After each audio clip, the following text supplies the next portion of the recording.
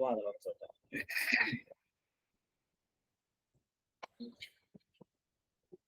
morning.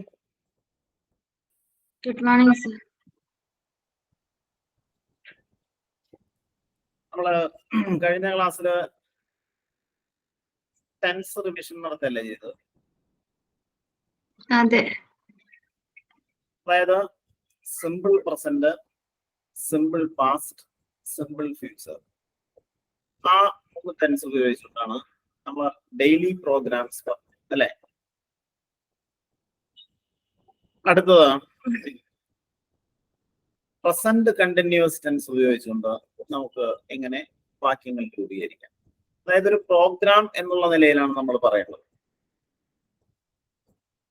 അപ്പോ present continuous എന്ന് പറഞ്ഞാൽ അതിന്റെ സ്ട്രക്ചർ, അതിന്റെ പാറ്റേൺ നിങ്ങൾ ആദ്യം മനസ്സിലാക്കാം. ആദ്യം സബ്ജക്റ്റ്, പിന്നെ am or is or am plus ing form of the verb plus object. അപ്പോ തുടർച്ചയായി നടന്നുകൊണ്ടിരിക്കുന്ന കാര്യങ്ങളെ കുറിച്ച് പറയാനാണ് പ്രസന്റ് കണ്ടിന്യൂസ് ടെൻസ് നമ്മൾ ഉപയോഗിക്കുന്നത്. ഇപ്പോ ഞാൻ ഇപ്പോൾ BA-ക്ക് പഠിച്ചുകൊണ്ടിരിക്കുകയാണ്. ഇപ്പോ തുടർന്നുകൊണ്ടിരിക്കുന്ന ഒരു കാര്യം നമ്മൾ എങ്ങനെ പറയും? I am studying BA. I am studying for BA now. No. I am studying for BA now. ഞാനിപ്പോ ട്യൂഷന് പോയിക്കൊണ്ടിരിക്കുകയാണ്. അതായത് ഈ കാലത്ത്, അതായത് ഈ സമയത്ത് ഞാൻ ട്യൂഷന് പോവാറുണ്ട്, അല്ലെങ്കിൽ ട്യൂഷന് ഞാൻ പോയിക്കൊണ്ടിരിക്കുന്നു. നമ്മൾ എങ്ങനെ പറയും? I am going for tuition. I am going for tuition these days. No. അപ്പോ പ്രസന്റ് കണ്ടിന്യൂസില് നിങ്ങൾ വാക്യങ്ങൾ നിർമ്മിക്കുമ്പോൾ ശ്രദ്ധിക്കേണ്ട കാര്യം എന്താണ്? ആദ്യം സബ്ജക്റ്റ്. സബ്ജക്റ്റ് ഐ എന്നാണെങ്കിൽ നമ്മൾ ആം എന്ന് ഉപയോഗിക്കാം. സബ്ജക്റ്റ് സിംഗുലർ ആണെങ്കിൽ, ഏകവചനമാണെങ്കിൽ ഈസ് എന്ന് ഉപയോഗിക്കാം. സബ്ജക്റ്റ് പ്ലൂരൽ ആണെങ്കിൽ ആം എന്ന് ഉപയോഗിക്കാം. അതിനുശേഷം വെർബിന്റെ ing ഫോമേ ഉപയോഗിക്കാവൂ. ഇപ്പോ നിങ്ങൾ ചെയ്യുന്ന എന്തെങ്കിലും ഒരു കാര്യം നിങ്ങൾക്ക് സ്വയം പറയാമോ? I am studying English now. Yes, I am studying English now. അല്ലേ? അപ്പോ പ്രസന്റ് കണ്ടിന്യൂസില് നിങ്ങൾ ഇതുപോലെ വാക്യങ്ങൾ, നമ്മുടെ ഫാമിലിയെ കുറിച്ച് നമുക്ക് പറയണമെന്ന് വിചാരിക്കാം. എന്റെ കുടുംബം ഇപ്പോ വിഴിഞ്ഞത്ത് താമസിച്ചുകൊണ്ടിരിക്കുകയാണ്. നമ്മളെങ്ങനെ പറയൂ? My family is staying at Viഴിഞ്ഞം now. At വിഴിഞ്ഞം. My family is staying at വിഴിഞ്ഞം. എന്റെ അച്ഛൻ എന്റെ അമ്മാവനോടൊപ്പം വിദേശത്ത് ജോലി ചെയ്യുകയാണ്. My father is working with my uncle abroad. Abroad. My father is working abroad എന്ന് പറയാനാണ് നല്ലത്. My father is working abroad with my uncle. അല്ലേ? എന്റെ അമ്മ ഒരു സ്കൂളിൽ പഠിപ്പിച്ചുകൊണ്ടിരിക്കുകയാണ്. നിങ്ങളുടെ ഫാമിലിയെ കുറിച്ചുള്ള കാര്യങ്ങൾ അവിടെ പറയണം നമ്മൾ. My mother is teaching in a school. Yes, my mother is teaching in a school. അല്ലേ? അപ്പോ എന്റെ മൂത്ത സഹോദരി MA-ക്ക് പഠിച്ചുകൊണ്ടിരിക്കുകയാണ്. My older sister is studying for MA. ഒരു കുടുംബത്തിലെ അംഗങ്ങളെ കുറിച്ച് പറയുമ്പോൾ നമ്മൾ എൽഡർ ആൻഡ് എൽഡസ്റ്റ് എന്ന വാക്കാണ് ഉപയോഗിക്കുന്നത്. മൈ എൽഡസ്റ്റ് സിസ്റ്റർ എന്ന് പറഞ്ഞാൽ എന്റെ മൂത്ത സഹോദരി. അപ്പൊ ശ്രദ്ധിക്കുക, നിങ്ങള് എൽഡർ ആൻഡ് എൽഡസ്റ്റ് എന്ന് ഉപയോഗിക്കുന്ന എപ്പോഴാണ് ഒരു കുടുംബത്തിലെ അംഗങ്ങളുടെ പ്രായ വ്യത്യാസം പറയുമ്പോഴാണ് നമ്മൾ എൽഡസ്റ്റ് എന്ന വാക്ക് ഉപയോഗിക്കുന്നത്. അപ്പൊ my eldest sister is studying for MA. now. അല്ലേ?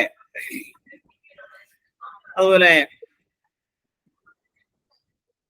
എന്റെ മൂത്ത സഹോദരൻ BEdന് തയ്യാറായിക്കൊണ്ടിരിക്കുകയാണ്. My elder brother is preparing for BEd. അല്ലേ? അപ്പോ അവനിപ്പോ സിനിമയ്ക്ക് പോവാറില്ല.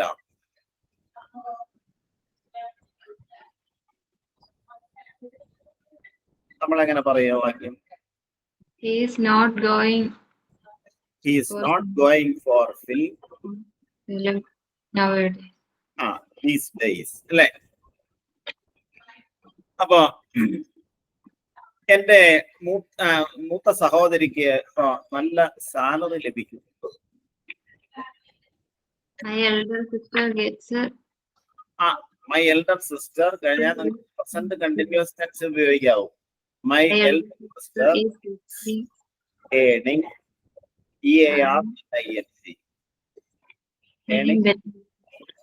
Good salary. അല്ലേ?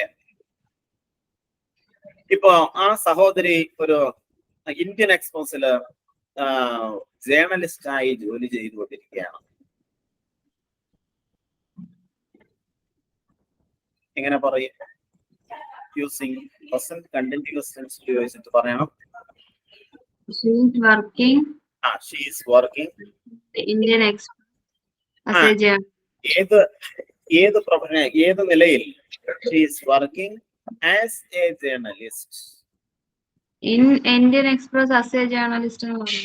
in Indian Express. she is working as a journalist in Indian Express. അല്ലേ? ഞാൻ ഇപ്പോ ഒരു ഇൻസ്റ്റിറ്റ്യൂട്ടില് സ്പോക്കൺ ഇംഗ്ലീഷ് കോഴ്സ് അറ്റൻഡ് ചെയ്തുകൊണ്ടിരിക്കുകയാണ്.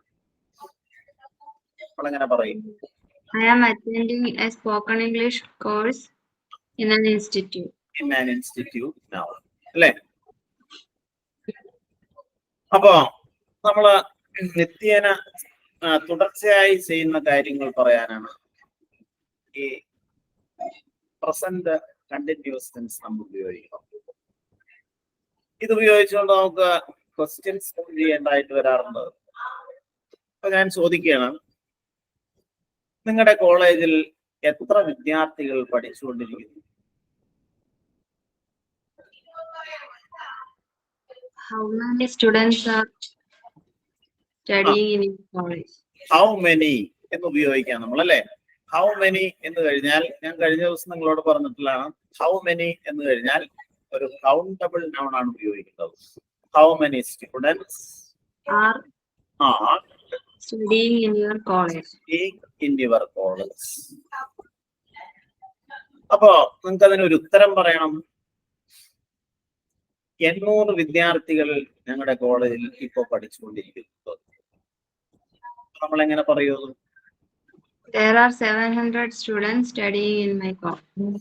There are 800 students studying in our college. അല്ലേ?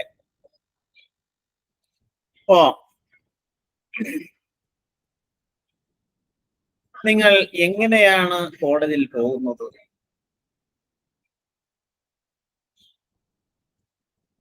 എങ്ങനെ എന്നുള്ളതിന് നിങ്ങൾ ക്വസ്റ്റ്യൻ വേർഡ് തിരഞ്ഞെടുക്കുക. ഹൗ, അല്ലേ? അതിനുശേഷം ഒന്ന് ഉപയോഗിക്കുക. How are you going to college? How are you going to college? നിങ്ങൾ കോളേജിൽ എങ്ങനെയാണ് പോകുന്നത്? അപ്പൊ നിങ്ങൾ ബസ്സിനാണ് പോകുന്നത്, ആൻസർ പറയണം. അപ്പൊ എങ്ങനെ പറയും? I am going to college by bus. Yes, I am going to college by bus. Mode of transportation, അതായത് നമ്മുടെ ഗതാഗത മാർഗം ഏതാണോ അതിന് മുന്നിലായി നമ്മൾ ബൈ എന്ന പ്രൊപ്പോസിഷൻ ആണ് സാധാരണയായിട്ട് ഉപയോഗിക്കാറ്. I am going to college by bus. അല്ലേ? ഇപ്പൊ നിങ്ങൾ കോളേജിൽ എന്താണ് പഠിച്ചുകൊണ്ടിരിക്കുന്നത്, അല്ലെങ്കിൽ ഏത് കോഴ്സിനാണ് പഠിച്ചുകൊണ്ടിരിക്കുന്നത്? നിങ്ങൾ BSc-ക്കാണ് പഠിച്ചുകൊണ്ടിരിക്കുന്നത് വിചാരിക്കാം. അപ്പൊ ഈ ചോദ്യം നമ്മൾ അങ്ങനെ ചോദിക്കും, നിങ്ങൾ കോളേജിൽ എന്താണ് പഠിച്ചുകൊണ്ടിരിക്കുന്നത്? What are you studying Yes, what are you studying in in your your college? ഞാൻ കോളേജിൽ BSc-ക്ക് പഠിച്ചുകൊണ്ടിരിക്കുകയാണ്.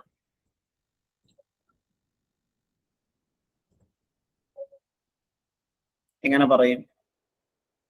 I am I'm studying for BSc. for BSc in my college. അല്ലേ?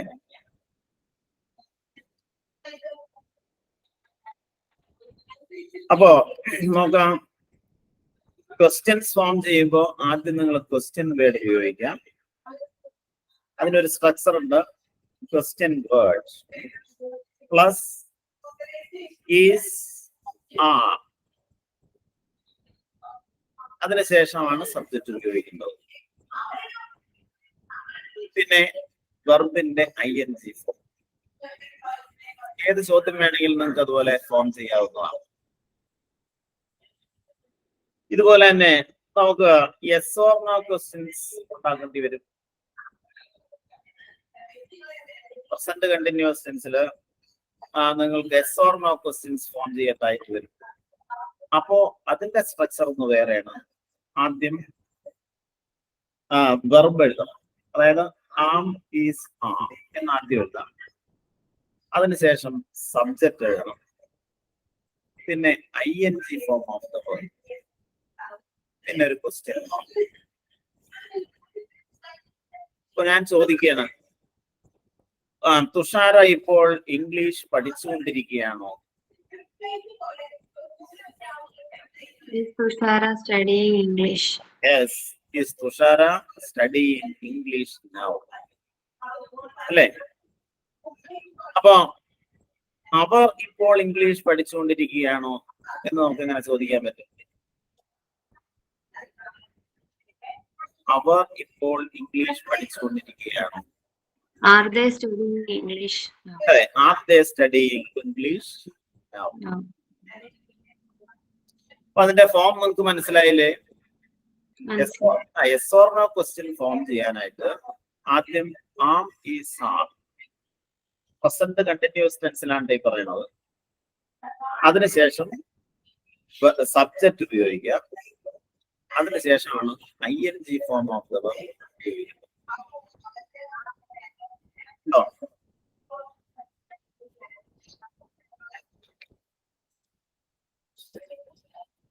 ഇതുപോലെ ഹൗ മെനി ഉപയോഗിച്ചുകൊണ്ടും നമ്മൾ ചോദ്യങ്ങൾ ഉണ്ടാക്കി. നിങ്ങളുടെ സഹോദരി കോളേജിൽ പഠിക്കുകയാണോ, അല്ലെ പഠിച്ചുകൊണ്ടിരിക്കുകയാണോ? Is your sister studying in the college now? Your sister studying in your college. അപ്പോ അല്ല എന്ന് നമുക്ക് പറയണം, എന്റെ സഹോദരി എന്റെ കോളേജിൽ പഠിക്കുന്നില്ല. No, she isn't studying in college. No, my sister is not studying in my college. അല്ലേ? നിങ്ങളുടെ അധ്യാപകർ നിങ്ങളെ കോളേജിൽ നന്നായി പഠിപ്പിക്കുന്നുണ്ടോ?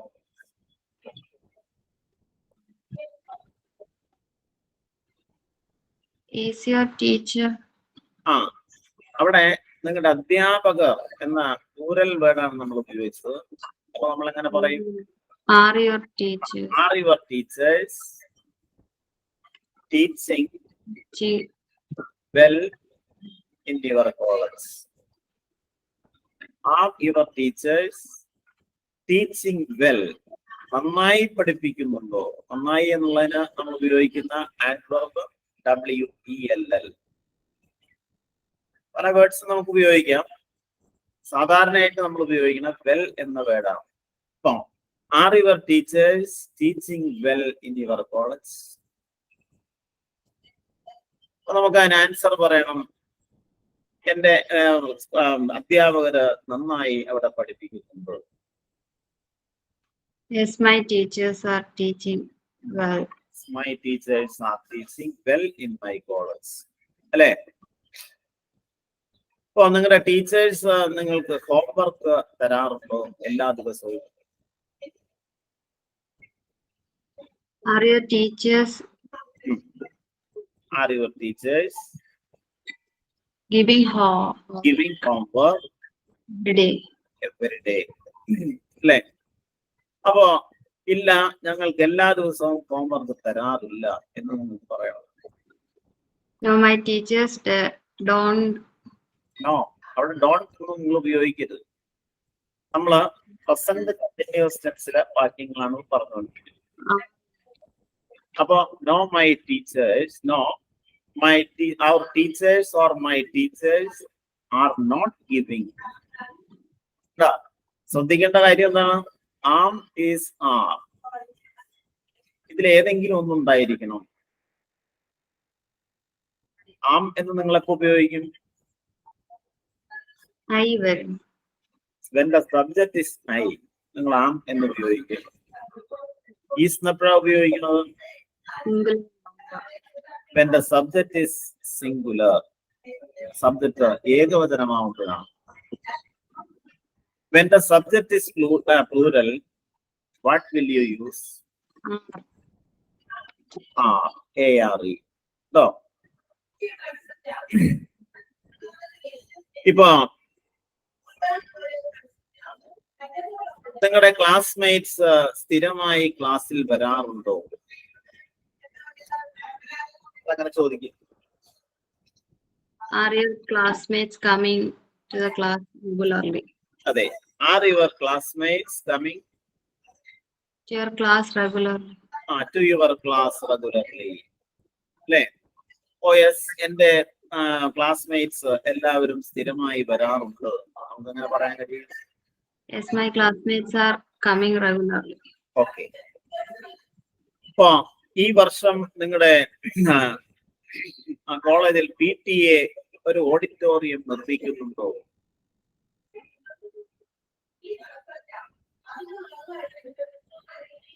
Is your college PTA Yes, PTA in your college building building an auditorium this year? അല്ലെ? Yes, PTA building an auditorium this year. അല്ലെ? അപ്പോ PTA ഒരു ഓഡിറ്റോറിയം നിർമ്മിക്കുന്നുണ്ട് എന്ന് നമുക്ക് എങ്ങനെ പറയാം? PTA is building an auditorium this year. this year. അല്ലെ? അപ്പോ ഈ വർഷം നിങ്ങളുടെ കോളേജ് സിൽവർ ജൂബിലി ആഘോഷിക്കുന്നുണ്ടോ? Is your college celebrating Silver Jubilee this year? Yes, is your college celebrating Silver Jubilee this year? ഇല്ല എന്നാണ് നമുക്ക് പറയേണ്ടതുണ്ടെങ്കിൽ നമ്മൾ എങ്ങനെ പറയും? No, my college is not celebrating Silver Jubilee this year. അപ്പൊ ഇതാണ് ഇപ്പൊ നിങ്ങൾ ചെയ്യേണ്ടത് എന്താന്ന് വെച്ചാൽ ഇതുപോലെ ഡയലോഗ്സ് പറഞ്ഞു ശീലിക്കും. നിങ്ങളുടെ ദിവസേനുള്ള പ്രോഗ്രാം ആവാം. അപ്പൊ ശ്രദ്ധിക്കേണ്ട കാര്യം ഇത്രേ ഉള്ളൂ, നിങ്ങൾ പ്രസന്റ് കണ്ടിന്യൂസ് ടെൻസിൽ വാക്യങ്ങൾ ഉണ്ടാക്കും. ശ്രദ്ധിക്കേണ്ട കാര്യം എന്താണ്? സബ്ജക്റ്റ്, അതിനുശേഷം am or is or are plus ING form of the verb, വെർബിന്റെ ING. ഏത് വാക്യം വേണമെങ്കിലും നമുക്ക് പറയാം.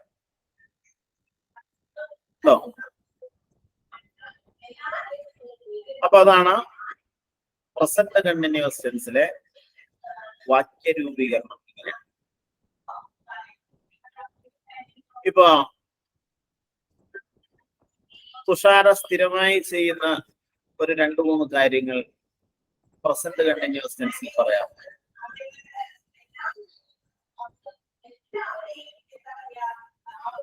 watering the plants. Yes, I am watering the plants every day. ഞാൻ ചോദിക്കുകയാണ്, തുഷാര എല്ലാ ദിവസവും ചെടികൾ നനയ്ക്കാറുണ്ട്? ഞാൻ ചോദിക്കുകയാണ്, are you watering plants every day? Yes. അപ്പൊ അതിന് നമുക്ക് ആൻസർ പറയാം. Yes, I am watering plants every day? നനയ്ക്കാറില്ല എന്നാണെങ്കിൽ നിങ്ങൾ എങ്ങനെ പറയും? No, No. I am not watering plants every day. അങ്ങനെ ഒരു ക്വസ്റ്റ്യൻ നിങ്ങൾ തന്നെ ഒന്ന് ഫോം ചെയ്യണം. ഒരാളൊന്നും. Are you reading books every day? Yes, are you reading books every day? നിങ്ങൾ എല്ലാ ദിവസവും ബുക്സ് വായിക്കാറുണ്ട്. ഉണ്ടെങ്കിൽ നമുക്ക് എന്ത് പറയാം? Yes, I am reading books every day. No എന്നാണെങ്കിലോ? No, I am not reading books every day. അപ്പോ അതാണ് പ്രസന്റ് കണ്ടിന്യൂസ് ടെൻസിലെ വാക്യരൂപീകരണം. ഇനി അടുത്തതാണ് പാസ്റ്റ് കണ്ടിന്യൂസ് ടെൻസ്. അതായത് മുമ്പ് തുടർച്ചയായി നടന്നുകൊണ്ടിരുന്ന കാര്യങ്ങളെ കുറിച്ച് പറയാനാണ് നമ്മൾ ഈ ടെൻസ് ഉപയോഗിക്കുന്നത്. അപ്പൊ ഞാൻ പറയാം നിങ്ങളോട്, ഞാൻ കഴിഞ്ഞ വർഷം ഡിഗ്രിക്ക് പഠിച്ചുകൊണ്ടിരിക്കുകയായിരുന്നു. ഞാൻ കഴിഞ്ഞ വർഷം ഡിഗ്രിക്ക് പഠിച്ചുകൊണ്ടിരിക്കുകയായിരുന്നു. അത് കഴിഞ്ഞ വർഷം തുടർന്നുകൊണ്ടിരുന്ന ഒരു കാര്യമാണ്. ഈ വാക്യം നമ്മൾ എങ്ങനെ ഇംഗ്ലീഷിൽ പറയും? ഇവിടെ ആ ടെൻസിന്റെ സ്ട്രക്ചർ നിങ്ങൾ മനസ്സിലാക്കാം. ഐ സബ്ജക്റ്റ് ആദ്യം എഴുതാം. I was. Was or were എന്ന് ഉപയോഗിക്കാം. Plus ing form plus object. ഈ വാക്യം നമ്മൾ എങ്ങനെ പറയും? സബ്ജക്റ്റ് സിംഗുലർ ആണെങ്കിൽ നിങ്ങൾ വാസ് എന്ന് ഉപയോഗിക്കുക. സബ്ജക്റ്റ് പ്ലൂറൽ ആണെങ്കിൽ വേർ എന്ന് ഉപയോഗിക്കുക. ഈ വാക്യം നിങ്ങൾ എങ്ങനെ പറയും? I was studying for degree. കഴിഞ്ഞ last എന്നുള്ളതിന് നമ്മൾ എന്ത് ടൈം വേർഡ് ഉപയോഗിക്കും? ഏത് ടൈം വേർഡ് ആണ് ഉപയോഗിക്കുന്നത്? Last. I was studying for degree last year. ഞാൻ കഴിഞ്ഞ വർഷം ഡിഗ്രിക്ക് പഠിച്ചുകൊണ്ടിരിക്കുകയായിരുന്നു.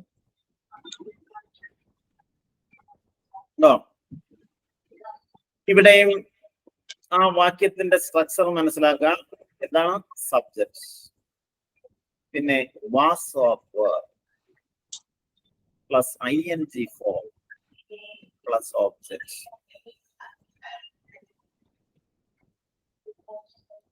അപ്പോ പാസ്റ്റ് കണ്ടിന്യൂസ് ഉപയോഗിച്ചുകൊണ്ട് നമുക്ക് വേണേ പറയാവുന്നതാണ്. ഞാൻ നേരത്തെ പറഞ്ഞ വാക്യമാണ് മൈ ഫാമിലി ലാസ്റ്റ് ഇയർ. നോക്കാം, എന്റെ കുടുംബം കഴിഞ്ഞ വർഷം വിഴിഞ്ഞത്ത് താമസിക്കുകയായിരുന്നു. My family was staying in Vivignam last year. വിഴിഞ്ഞം എന്ന് പറയരുത്, അറ്റ് വിഴിഞ്ഞം. കാരണം അറ്റ് ഉപയോഗിക്കുന്ന ഒരു സാഹചര്യം നിങ്ങളോട് പറഞ്ഞിട്ടുള്ളതാണ്. ചെറിയ സ്ഥലങ്ങളുടെയും ചെറിയ പട്ടണങ്ങളുടെയും പേരിന് മുന്നിൽ നമ്മൾ അറ്റ് എന്ന പ്രപ്പോസിഷനാണ് ഉപയോഗിക്കുന്നത്. അപ്പൊ my family was staying at വിഴിഞ്ഞം ലാസ്റ്റ് ഇയർ. നേരത്തെ പറഞ്ഞ വാക്യം തന്നെ നമുക്ക് പാസ്റ്റ് കണ്ടിന്യൂസ് ടെൻസിൽ പറഞ്ഞു നോക്കാം. എന്റെ അച്ഛൻ എന്റെ അമ്മാവനോടൊപ്പം വിദേശത്ത് ജോലി ചെയ്യുകയായിരുന്നു.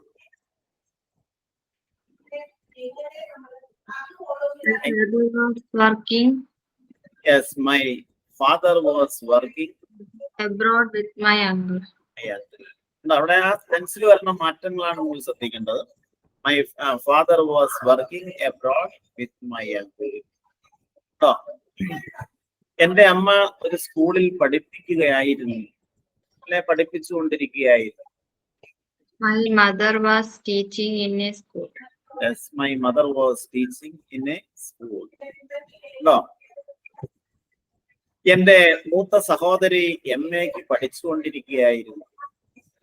My elder sister was studying for MA in a college. Yes, my eldest sister was studying for MA. അല്ലെ? എന്റെ മൂത്ത സഹോദരൻ BEd പരീക്ഷയ്ക്ക് തയ്യാറെടുത്തുകൊണ്ടിരിക്കുകയായിരുന്നു കഴിഞ്ഞ വർഷം. My elder brother was preparing for BEd exam last year. Yes, my elder brother was working for BEd examination last year. അല്ലെ? അപ്പൊ ഇങ്ങനെ ഏത് വാക്യം വേണമെങ്കിലും നമുക്ക് പാസ്റ്റ് കണ്ടിന്യൂസ് ടെൻസിൽ പറയാം കേട്ടോ. എന്റെ മൂത്ത സഹോദരി നല്ല ശമ്പളം നേടിക്കൊണ്ടിരിക്കുകയായിരുന്നു. നമ്മളെങ്ങനെ പറയും? My elder sister was earning well. അല്ലേ? അവര് ഒരു നേരത്തെ പറഞ്ഞ അതേ വാക്യം തന്നെ നമ്മൾ പാസ്റ്റ് കണ്ടിന്യൂസ് പറയുന്നത് മാത്രമേ ഉള്ളൂ. എന്റെ ആ സഹോദരി ഇന്ത്യൻ എക്സ്പ്രസില് ജേർണലിസ്റ്റായി ജോലി ചെയ്യുകയായിരുന്നു. My sister was working as a journalist in Indian Express. Journalist, അല്ലേ? My sister was working as a journalist in Indian Express. ഞാൻ ഒരു സ്ഥാപനത്തിൽ ഒരു സ്പോക്കൺ ഇംഗ്ലീഷ് കോഴ്സ് ഞാൻ അറ്റൻഡ് ചെയ്യുകയായിരുന്നു. I was attending spoken English class in an institute. അല്ലേ? അപ്പൊ എന്റെ മൂത്ത സഹോദരൻ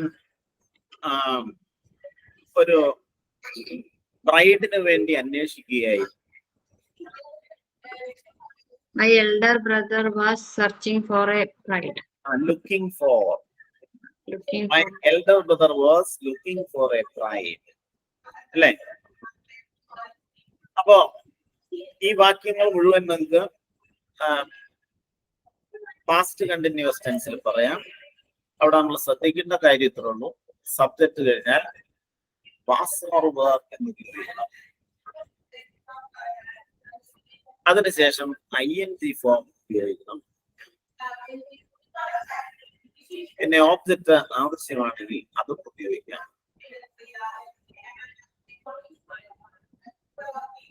അപ്പൊ പാസ്റ്റ് കണ്ടിന്യൂസ് ടെൻസിലും നമ്മൾ ഇതുപോലെ ചോദ്യങ്ങൾ ചോദിക്കാൻ അറിഞ്ഞിരിക്കണം. ഞാനൊരു ചോദ്യം ചോദിക്കുകയാണ്. നിങ്ങളുടെ കോളേജിൽ എത്ര വിദ്യാർത്ഥികൾ പഠിക്കുന്നുണ്ടായിരുന്നു? How many students were studying at your college? Yes, okay. അത് നമ്മൾ നേരത്തെ പറഞ്ഞ വാക്യത്തിന്റെ അതേ ഘടന തന്നെയാണ്. നമ്മൾ was or were എന്ന് ഉപയോഗിക്കുന്നു എന്ന് മാത്രമേ ഉള്ളൂ. How many students were studying in your college? അപ്പൊ ഞങ്ങളുടെ കോളേജിൽ 800 വിദ്യാർത്ഥികൾ പഠിക്കുന്നുണ്ടായിരുന്നു. എങ്ങനെ പറയും? There were 800 students studying in my college. Yes, there were 800 students studying in my college. അല്ലേ? നിങ്ങൾ എങ്ങനെയാണ് കോളേജിൽ പോയിരുന്നത് അല്ലെങ്കിൽ പോയിക്കൊണ്ടിരുന്നത്?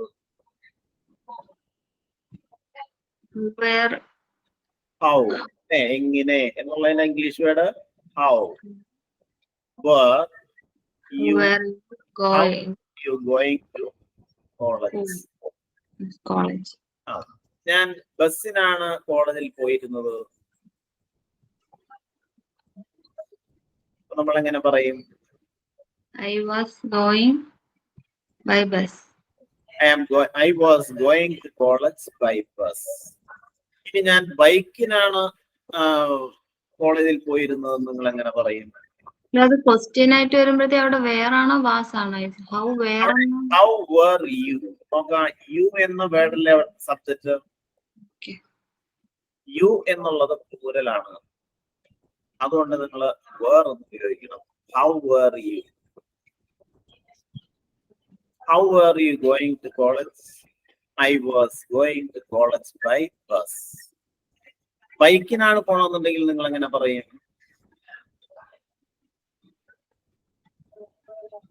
I was going to college on bike എന്നാണ് പറയേണ്ടത്, അല്ലെങ്കിൽ on my bike.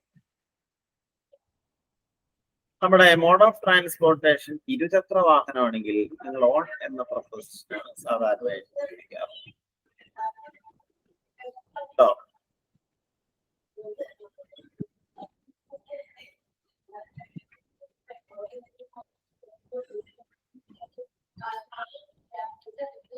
അപ്പോ അതാണ് പാസ്റ്റ് കണ്ടിന്യൂസ് ടെൻസ് ഉപയോഗിച്ചുകൊണ്ടുള്ള വാക്യരൂപീകരണം. ഞാനൊരു ചോദ്യം ചോദിക്കാം, നിങ്ങൾ അതൊന്ന് ട്രാൻസ്ലേറ്റ് ചെയ്ത് പറയണം. എത്ര വിദ്യാർത്ഥികൾ ആ കഴിഞ്ഞ ആഴ്ച ആ കോമ്പറ്റീഷനിൽ പങ്കെടുത്തിരുന്നു? How many students were participating in that competition last week? Very good.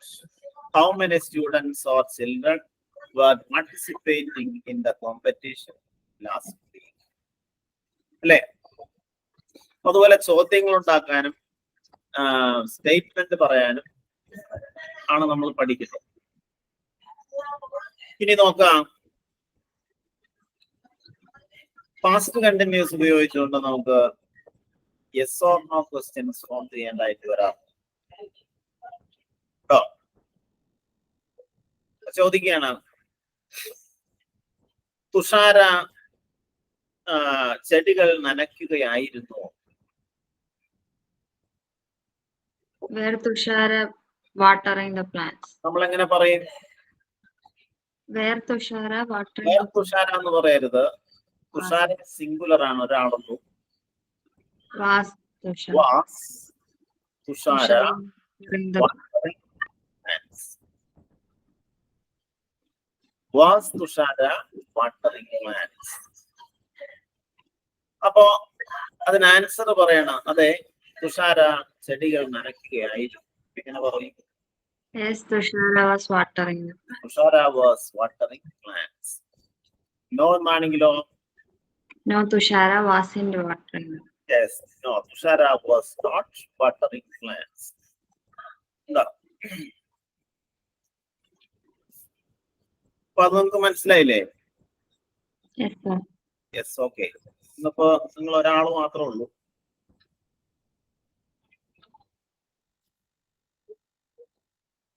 Okay, തന്നെ. അപ്പൊ നമ്മൾ പഠിച്ചത് പാസ്റ്റ് കണ്ടിന്യൂസ്.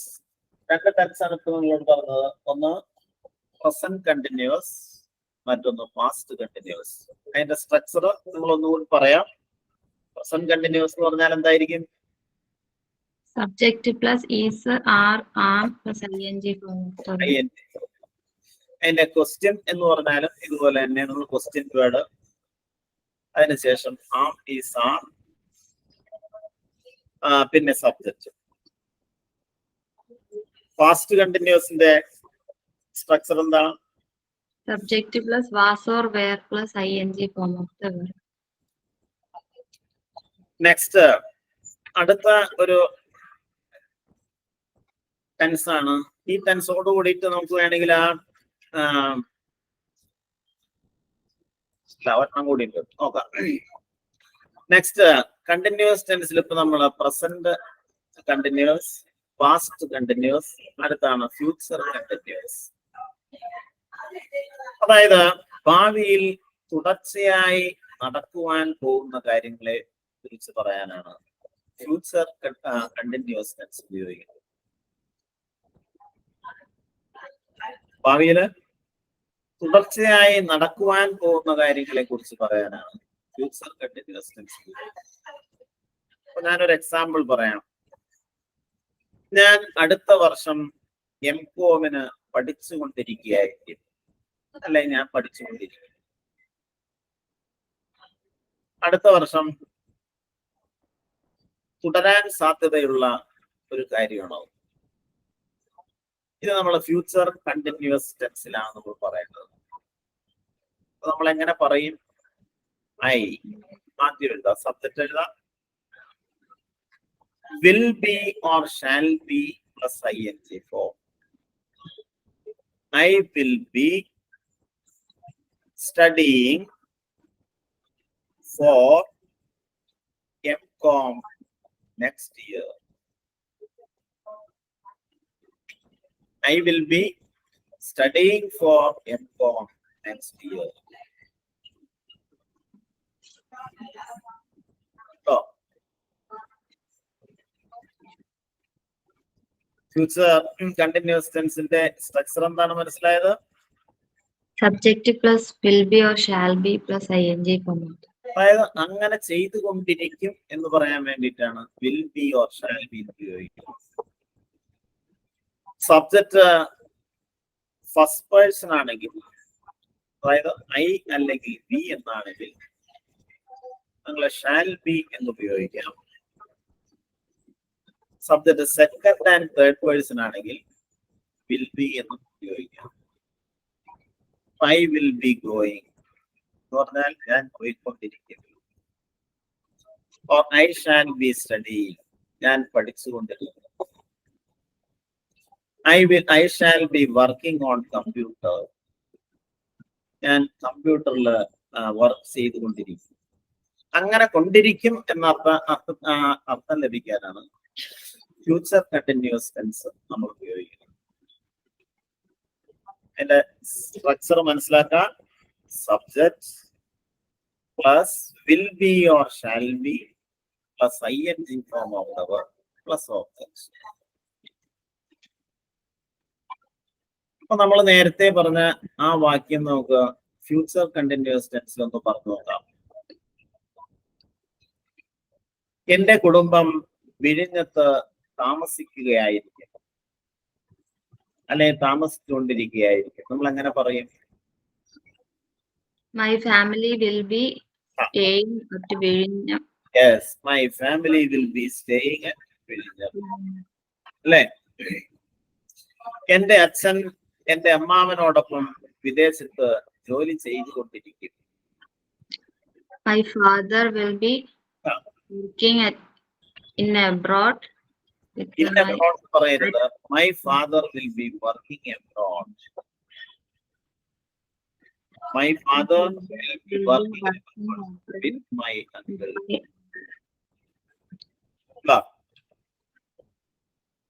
എന്റെ അമ്മ ഒരു സ്കൂളിൽ പഠിപ്പിച്ചുകൊണ്ടിരിക്കുകയായിരിക്കും. My mother teaching in a college. My mother will be teaching in a college. Teaching in a school. അല്ലേ? അതുപോലെ എന്റെ മൂത്ത സഹോദരി MA-ക്ക് പഠിക്കുകയായിരിക്കും, അല്ലെ പഠിച്ചുകൊണ്ടിരിക്കുകയായിരിക്കും. My elder sister will be studying for MA. അല്ലെ? എന്റെ മൂത്ത സഹോദരൻ BEd എക്സാമിനേഷന് തയ്യാറെടുത്തുകൊണ്ടിരിക്കും. My elder brother will be preparing for BEd exam. അപ്പോ എന്റെ സഹോദരിക്ക് നല്ല ശമ്പളം കിട്ടിക്കൊണ്ടിരിക്കും. My sister will be getting good salary. അല്ലേ? ഇന്ത്യൻ എക്സ്പ്രസില് അവര് ഒരു ജേർണലിസ്റ്റ് ആയിട്ട് ജോലി ചെയ്യുകയായിരിക്കും. My sister will be working as a journalist in Indian Express. My sister will be working as a journalist in Indian Express. അല്ലേ? ഞാൻ ഒരു ഇൻസ്റ്റിറ്റ്യൂട്ടില് spoken English course attend ചെയ്യുകയായിരിക്കും. I will be attending for spoken English in an institute. Okay. അപ്പോ ഒരു വാക്യം നമുക്ക് ഈ പറഞ്ഞ പോലെ ഫ്യൂച്ചർ കണ്ടിന്യൂസ് ടെൻസ് ഇതുപോലെ പറയാവുന്നതാണ്. പിന്നെ നമുക്ക് വേണമെങ്കിൽ ചോദ്യങ്ങൾ ഈ ഫ്യൂച്ചർ കണ്ടിന്യൂസ് ടെൻസിൽ ചോദ്യങ്ങൾ ചോദിക്കേണ്ടതായിട്ട് വരാറ്. നോക്കാം. നിങ്ങളുടെ കോളേജിൽ എത്ര വിദ്യാർത്ഥികൾ പഠിക്കുന്നുണ്ടായിരിക്കും? How many students will be? How many students will there be? How many students will there be കഴിഞ്ഞാൽ ing ഫോം ഉപയോഗിക്കാം.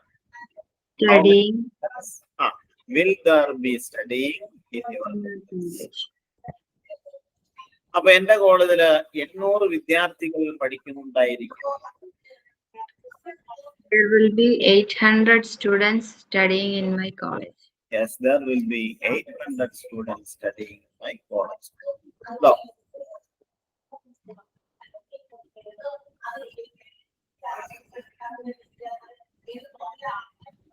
അപ്പോ ഫ്യൂച്ചർ കണ്ടിന്യൂസ് ടെൻസിന്റെ ഉപയോഗം അതാണ്. ഭാവിയിൽ തുടർച്ചയായി നടക്കാൻ പോകുന്ന കാര്യങ്ങളെ കുറിച്ച് പറയാനാണ് ഈ ടെൻസ് ഉപയോഗിക്കുന്നത്. ഇതിൽ നിങ്ങൾ ഇതുപോലെ തന്നെ വാക്യങ്ങളുണ്ടാകും. ഏറ്റവും പ്രധാനപ്പെട്ടത് ഈ ടെൻസിന്റെ ഫോംസ് അല്ലെങ്കിൽ സ്ട്രക്ചർ അല്ലെങ്കിൽ പാറ്റേൺ മനസ്സിലാക്കിയിരിക്കുക എന്നുള്ളതാണ്. ഇപ്പോ 12 ടെൻസുകളുണ്ട്. അതിന്റെ ആ ഫോം പാറ്റേൺ നിങ്ങൾ വ്യക്തമായി മനസ്സിലാക്കണം. അത് ഏത് സാഹചര്യത്തിലാണ് ഉപയോഗിക്കുന്നത് എന്നുകൂടി മനസ്സിലാക്കിയാൽ ഏത് ആശയം വേണമെങ്കിലും നിങ്ങൾക്ക് എഴുതാനോ പറയാനോ കഴിയുന്നതായിരിക്കും.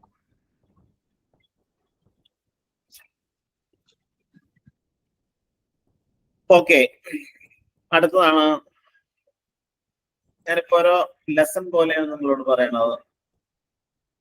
അടുത്തൊരു ടെൻസ് ആണ് പ്രസന്റ് പെർഫെക്റ്റ് ടെൻസ്.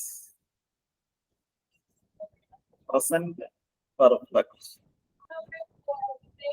അതായത് പ്രസന്റ് പെർഫെക്റ്റ് എന്ന് പറഞ്ഞ ഈ ടെൻസ് ഉപയോഗിക്കുന്നത് തൊട്ട് മുമ്പ് നടന്ന അല്ലെങ്കിൽ നടന്നു കഴിഞ്ഞ ഒരു പ്രവൃത്തിയെ കുറിച്ച് പറയാനാണ്. ഉണ്ട് എന്ന അർത്ഥം അതിന് കിട്ടും. ഞാൻ പറയാം, ഞാൻ എന്റെ ഹോം വർക്ക് ചെയ്തിട്ടുണ്ട്.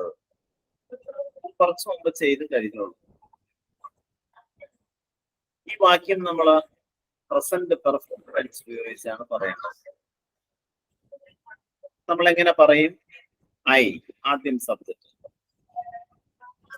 അതിനുശേഷം ഹാസ് ഓർ ഹാവ് എന്നുണ്ടായിരിക്കണം. ഒക്കെ സബ്ജക്ട് സിംഗുലർ ആണെങ്കിൽ ഹാസ് എന്ന് ഉപയോഗിക്കുക, സബ്ജക്ട് പ്ലൂറൽ ആണെങ്കിൽ ഹാവ് എന്ന് ഉപയോഗിക്കുക. ഇവിടെ ഐ എന്നുള്ള വേർഡ് യഥാർത്ഥത്തിൽ അത് സിംഗുലർ ആണ്. പക്ഷേ ഇംഗ്ലീഷിൽ ഐ എന്ന ആ വാക്ക് പ്ലൂറലായിട്ടേ കണക്കാക്കാം. അതുകൊണ്ട് അതിനുശേഷം നിങ്ങൾ ഹാവ് എന്നാണ് ഉപയോഗിക്കുന്നത്. I have. പിന്നെ ഉപയോഗിക്കേണ്ട വെർബിന്റെ പാസ്റ്റ് പാർട്സ് V3 ആണ് ഉപയോഗിക്കുന്നത്. I have done my homework. I have done my homework. ആ വാക്യത്തിന്റെ മലയാളത്തിലെ മീനിങ് മനസ്സിലാക്കണം. ഞാൻ എന്റെ ഹോംവർക്ക് ചെയ്തു കഴിഞ്ഞു. ഏതാനും നിമിഷങ്ങൾക്ക് മുൻപ് ചെയ്തു കഴിഞ്ഞു എന്നാണ് അതിന്റെ അർത്ഥം.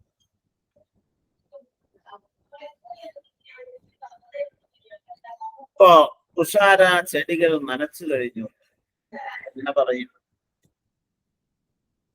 Thushara has watered plants. Thushara has watered plants.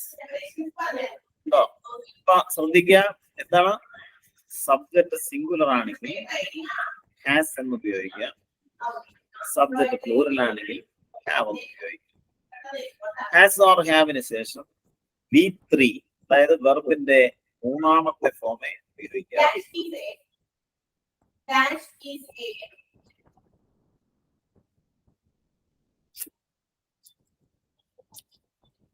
അപ്പൊ നോക്കാം.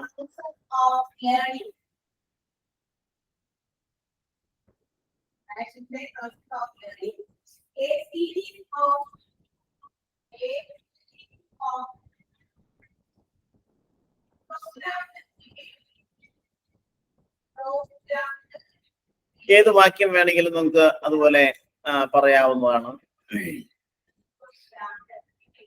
അപ്പൊ അതിനെക്കുറിച്ച് ഞാൻ നിങ്ങൾക്ക് ഒരു വാക്യങ്ങൾ തരാണ്. നിങ്ങൾ എങ്ങനെ ആ വാക്യം ഇംഗ്ലീഷിലേക്ക് മാറ്റി പറയുന്നതാണ് ചോദ്യം.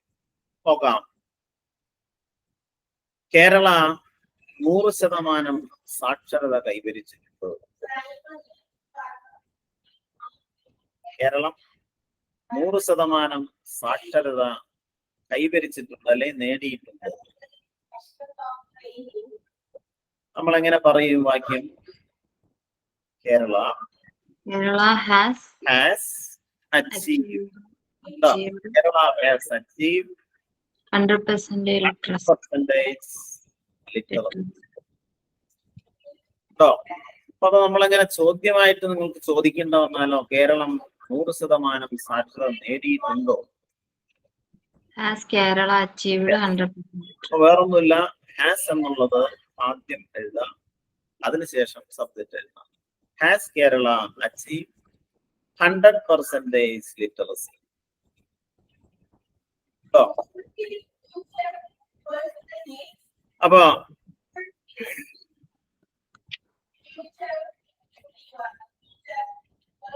അപ്പൊ കേരളത്തിലെ ജനങ്ങൾ rubber ഇറക്കുമതിയെ എതിർത്തിട്ടുണ്ടോ?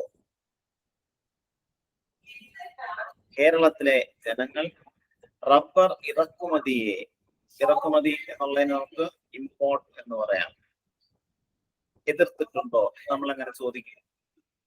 Has Kerala people opposed against? എന്നുള്ളത് പ്ലൂരലാണ്. അപ്പൊ നമ്മൾ ഹാവ് എന്നാണ് ഉപയോഗിക്കുന്നത്. Have the people of Kerala. അപ്പൊ കേരളയാണ് ഹാസ് കേരള പീപ്പിൾ അങ്ങനെ പറയണെങ്കിൽ പീപ്പിൾ എന്ന് പറഞ്ഞാൽ എന്താ? ജനങ്ങൾ അല്ലേ? The people of Kerala or people in Kerala എന്ന് വേണമെങ്കിൽ നമുക്ക് പറയാം. Have the people. പീപ്പിൾ എന്ന് പറഞ്ഞാൽ പ്ലൂറൽ അല്ലേ? അപ്പൊ അതുകൊണ്ട് നിങ്ങൾ ഹാവ് എന്ന് ഉപയോഗിക്കാം. Have the people in Kerala. എതിർക്കുക എന്നുള്ള English word opposed. Have the people of Kerala opposed The import of rubber. The import of rubber. അല്ലേ?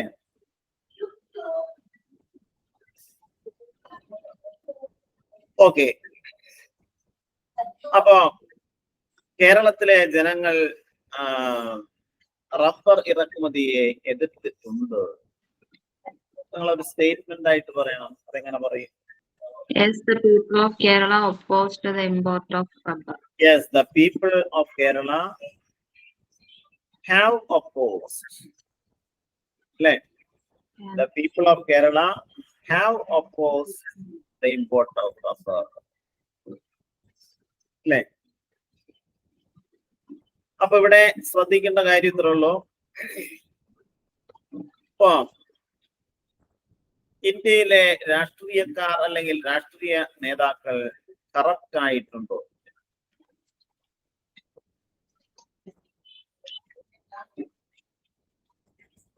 The political leaders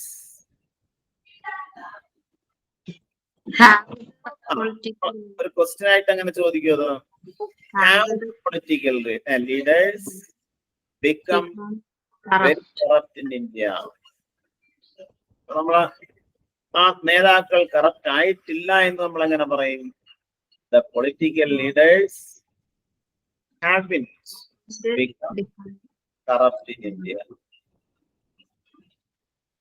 അപ്പൊ ചോദ്യങ്ങൾ ചോദിക്കുമ്പോഴും ഇതുപോലെ തന്നെ നമുക്ക് ഞാൻ പറഞ്ഞ ചോദ്യങ്ങൾ എന്ന് പറഞ്ഞ yes or no questions ആണ്. ആദ്യം നിങ്ങൾ മനസ്സിലാക്കേണ്ടത് പ്രസന്റ് പെർഫെക്റ്റ് ടെൻസിൽ വാക്യങ്ങൾ എഴുതുമ്പോൾ ആ വാക്യത്തിന്റെ സ്ട്രക്ചർ മനസ്സിലാക്കുക, കൂടാതെ അതിന്റെ ആ അർത്ഥം കൂടി മനസ്സിലാക്കണം. ഞാൻ അങ്ങനെ ചെയ്തിട്ടുണ്ട് എന്ന അർത്ഥമാണ് അതിന് കിട്ടുന്നത്. മിക്കവാറും ഈ പ്രസന്റ് പെർഫെക്റ്റിനോടൊപ്പം നമ്മൾ ജസ്റ്റ്, ഓൾറെഡി എന്നിങ്ങനെയുള്ള വാക്കുകൾ ഉപയോഗിക്കാറുണ്ട്. അതായത് ഏതാനും നിമിഷങ്ങൾക്ക് മുൻപ് എന്ന ആ ഒരു ഇഫക്റ്റ് കിട്ടാൻ വേണ്ടിയിട്ടാണ് ഓൾറെഡി അഥവാ ജസ്റ്റ് എന്നീ വാക്കുകൾ. She has just gone. She has just gone എന്ന് പറഞ്ഞാൽ എന്താ? അവളത് ഇപ്പൊ പോയതേ ഉള്ളൂ.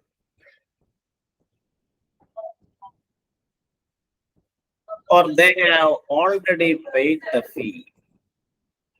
അവർ ഇതിനകം തന്നെ ഫീ പേ ചെയ്തു കഴിഞ്ഞു. അപ്പൊ ഓൾറെഡി എന്ന് പറഞ്ഞാൽ ഇതിനകം, ജസ്റ്റ് എന്ന് പറഞ്ഞാൽ ഏതാനും നിമിഷങ്ങൾക്ക് മുമ്പ്. അത് നിങ്ങൾ പ്രത്യേകം മനസ്സിലാക്കേണ്ട ഒരു കാര്യമാണ്. പ്രസന്റ് പെർഫെക്റ്റ് ടെൻസിനോടൊപ്പം ഉപയോഗിക്കുന്ന രണ്ട് ആഡ്വേർബ്സ് ആണ് ജസ്റ്റ് ആൻഡ് ഓൾറെഡി. അത് ഉപയോഗിക്കുന്നത് നമ്മൾ ശ്രദ്ധിക്കണം. ഹാസ് ഓർ ഹാവിന് ശേഷം തന്നെ ജസ്റ്റ് എന്നോ ഓൾറെഡി എന്ന് ഉപയോഗിക്കണം. അതിനുശേഷമാണ് വെർബിന്റെ മൂന്നാമത്തെ ഫോം ഉപയോഗിക്കുന്നത്. നോക്കാം, ഷീ ഹാസ് ജസ്റ്റ് ഗോൺ. ഉണ്ടോ? ഹാസിനും മെയിൻ വെർബിനും ഇടയിലായിരിക്കണം ജസ്റ്റ് അല്ലെങ്കിൽ ഓൾറെഡി എന്ന് ഉപയോഗിക്കുന്നത്. ഷീ ഹാസ് ഗോൺ ജസ്റ്റ് എന്ന് പറയരുത്, ഷീ ഹാസ് ജസ്റ്റ് ഗോൺ എന്നേ പറയാവൂ. അതുപോലെ ദേ ഹാവ് ഓൾറെഡി കം, അവര് ഇതിനകം തന്നെ വന്നു കഴിഞ്ഞു. അവിടെ ഓൾറെഡി എന്ന് ഉപയോഗിക്കുന്നതും ഇതുപോലെ തന്നെ ഹാവിനും മെയിൻ വെർബിനും ഇടയിലായിരിക്കണം.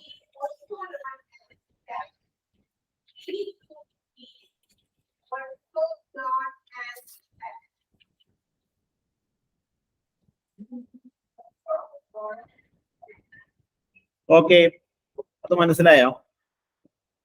Yes, sir.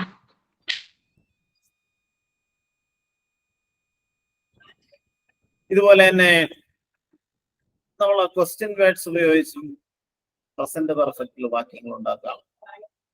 അതിന് നമ്മൾ ആദ്യം who, what, which, when, why അങ്ങനെയുള്ള ക്വസ്റ്റ്യൻ വേർഡ്സ് ആദ്യം എഴുതണം. അതിനുശേഷമാണ് ഹാസ് ഓർ ഹാവ് ഉപയോഗിക്കേണ്ടത്.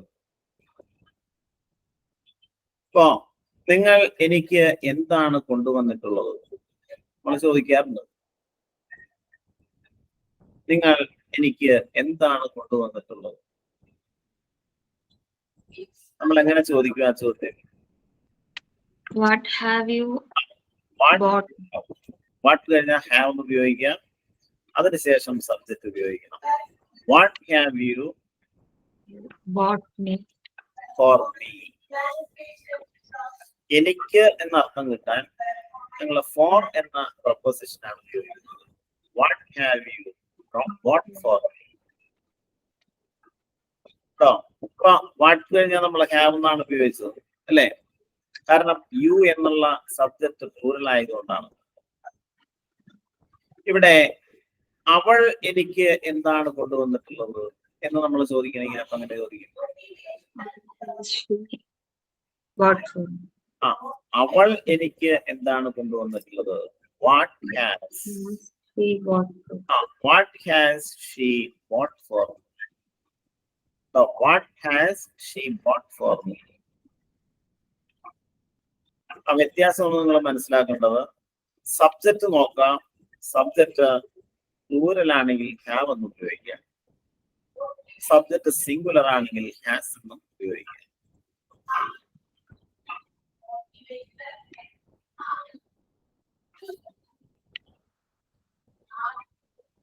അപ്പോ ഞാൻ രണ്ടു മൂന്ന് വാക്യങ്ങൾ നിങ്ങളോട് പറയാം. പ്രസന്റ് പെർഫെക്റ്റ് ഉപയോഗിച്ച് ട്രാൻസ്ലേറ്റ് ചെയ്യാം. സ്വാതന്ത്ര്യത്തിന് ശേഷം നമ്മുടെ രാജ്യം വളരെയധികം പുരോഗതി നേടിയിട്ടുണ്ട്. ഇങ്ങനെ പറയും നമ്മള്. Our country has developed very much independence. since independence or after independence. അല്ലേ? നമ്മള് കൃഷിയിൽ വലിയ പുരോഗതി തന്നെ നമുക്കുണ്ടായി. We achieved achieved progress in agriculture. അല്ലേ? പിന്നെ ജനാധിപത്യത്തിന് ഇന്ത്യ വളരെ പ്രശസ്തമായി. India has become popular, famous for democracy. Has become famous for democracy. അല്ലെ? ഇതുപോലുള്ള വാക്യങ്ങളാണ് നിങ്ങൾ എഴുതി ശീലിക്കേണ്ടത്. നോക്കാം. അപ്പൊ പ്രസന്റ് പെർഫെക്റ്റ് ടെൻസിൽ എങ്ങനെ വാക്യങ്ങൾ ഉണ്ടാക്കാം? അത് ഉപയോഗിക്കുന്നത് എപ്പോഴാണ്?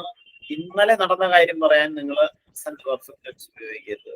ഏതാനും മണിക്കൂറുകൾക്ക് മുൻപോ ഏതാനും നിമിഷങ്ങൾക്ക് മുമ്പോ നടന്ന കാര്യങ്ങൾ പറയാൻ മാത്രം പ്രസന്റ് പെർഫെക്റ്റ് ഉപയോഗിക്കാവൂ.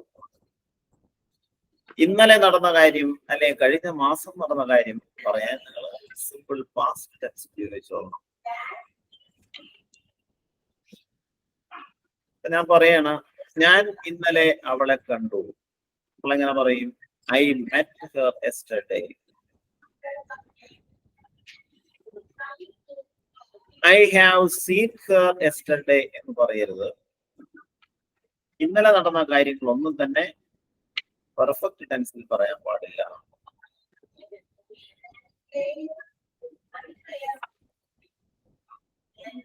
ഓക്കെ. ഒരു ടെൻസാണ് സാധാരണ നമ്മുടെ കോൺവെർസേഷൻ നമ്മൾ ഉപയോഗിക്കുന്ന ഒരു ടെൻസും കൂടിയാണ് നമുക്ക് ഈ പ്രധാനമായിട്ട് പഠിക്കാനുള്ളത്. അത് പാസ്റ്റ് പെർഫെക്റ്റ് ടെൻസ് ആണ്. അതിന്റെ ആ സ്ട്രക്ചർ നിങ്ങൾ ഓർക്കാം. ആദ്യം സബ്ജക്റ്റ്, പിന്നെ ഹാഡ് എന്നുണ്ടായിരിക്കും, HAD. സബ്ജക്റ്റ് സിംഗുലർ ആണെങ്കിലും സബ്ജക്റ്റ് പ്ലൂറൽ ആണെങ്കിലും നമുക്ക് ഹാഡ് എന്ന് ഉപയോഗിക്കാം. നമ്മൾ പ്രസന്റ് പെർഫെക്റ്റ് പറഞ്ഞ എന്താണ്? സബ്ജക്റ്റ് ഉപയോഗിക്കണം. സബ്ജക്റ്റ് പ്ലൂറൽ ആണെങ്കിൽ നിങ്ങൾ ഹാവ് എന്ന് ഉപയോഗിക്കണം എന്നാണ് പറഞ്ഞത്. ബട്ട് പാസ്റ്റ് പെർഫെക്റ്റ് ടെൻസില് സബ്ജക്റ്റിന് ശേഷം സബ്ജക്റ്റ് ഏതും ആയിക്കൊള്ളട്ടെ, സബ്ജക്റ്റ് സിംഗുലർ ആണെങ്കിലും പ്ലൂറൽ ആണെങ്കിലും ഹാഡ് എന്നാണ് നമ്മൾ ഉപയോഗിക്കുന്നത്.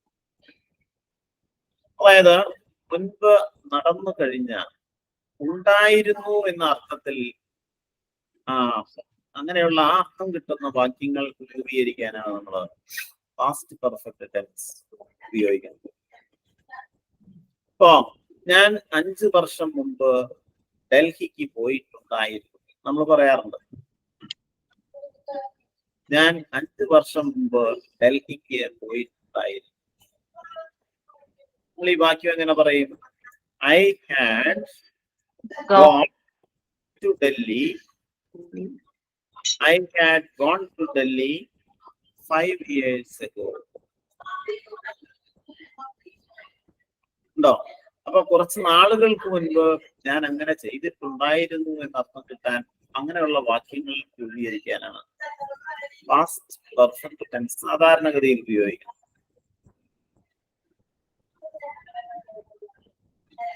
അതുകൊണ്ട് ഇതിന് മറ്റൊരു പ്രയോഗം കൂടിയുണ്ട്. അത് ഞാൻ നിങ്ങളോട് ഇതിനു മുമ്പുള്ള ക്ലാസ്സിൽ പറഞ്ഞിട്ടുണ്ടോ എന്ന് എനിക്ക് സംശയമുണ്ട്. അപ്പൊ കഴിഞ്ഞു പോയ രണ്ട് കാര്യങ്ങൾ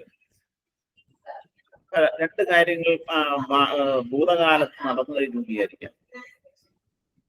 അതിലാദ്യം നടന്ന സംഭവം ഏതാണോ അത് നമ്മൾ പാസ്റ്റ് പെർഫെക്റ്റ് ടെൻസിലാണ് പറയുന്നത്.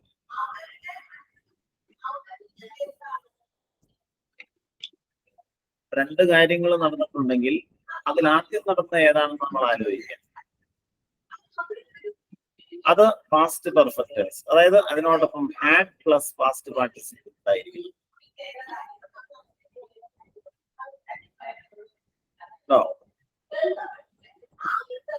ഇപ്പൊ അവർ എത്തിയപ്പോഴേക്കും സിനിമ തുടങ്ങിയിട്ടുണ്ടായിരുന്നു. നമ്മൾ പറയാറുണ്ട് സാധാരണ അവർ എത്തിയപ്പോഴേക്കും സിനിമ ആരംഭിച്ചിട്ടുണ്ടായിരുന്നു. ഇതിനാദ്യം നടന്ന സംഭവം ഏതാണ്?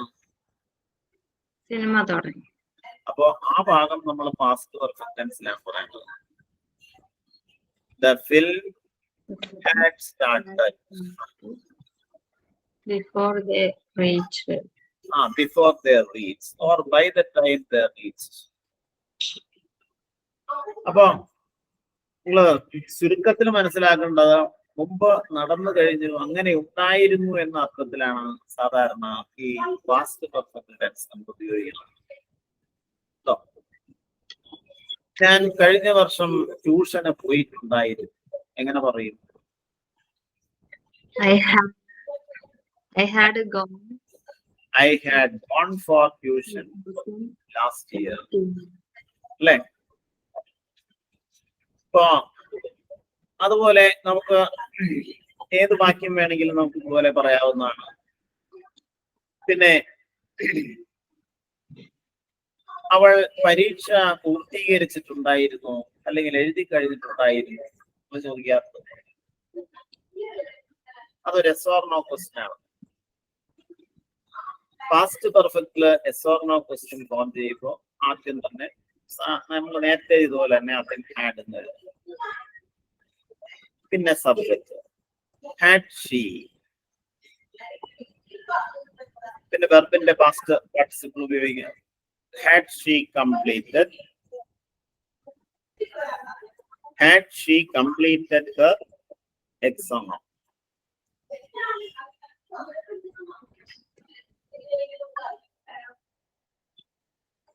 ഉണ്ടോ? അപ്പൊ ചോദിക്കുകയാണ്, തുഷാര നോവൽ വായിച്ചിട്ടുണ്ടായിരുന്നു. Had Tushara read the novel? Yes, has Tushara read the novel? തുഷാരയുടെ അച്ഛൻ വന്നിട്ടുണ്ടായിരുന്നു. Had Tushara's father came? Came എന്ന് പിന്നെ ഉപയോഗിക്കരുത്. Came എന്നുള്ളത് പാസ്റ്റ് ടെൻസ് ആണ്. അതിന്റെ പാസ്റ്റ് പാർട്ടിസിപ്പിൾ കം എന്നാണ്. Come. Okay. Had Tushara's father come? മനസ്സിലായോ? അപ്പോ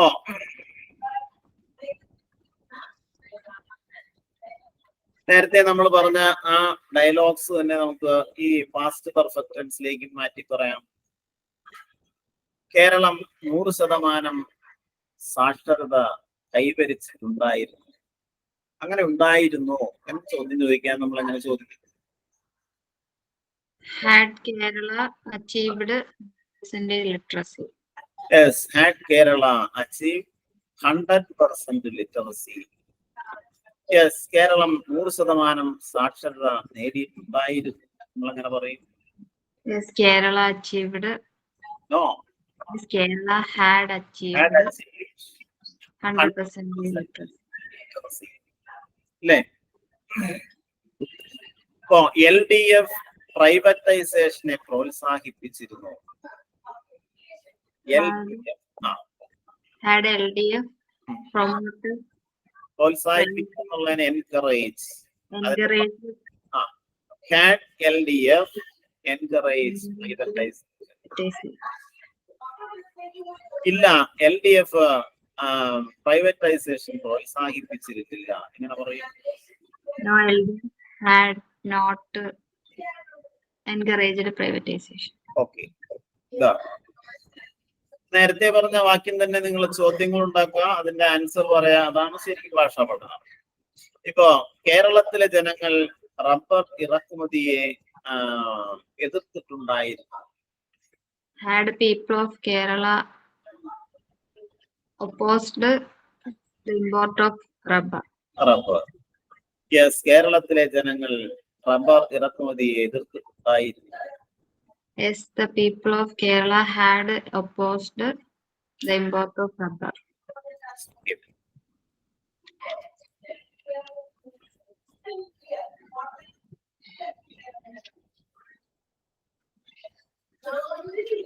അപ്പോ ഇന്നിപ്പോ നമ്മള് ഇപ്പൊ ഡിസ്കസ് ചെയ്തത്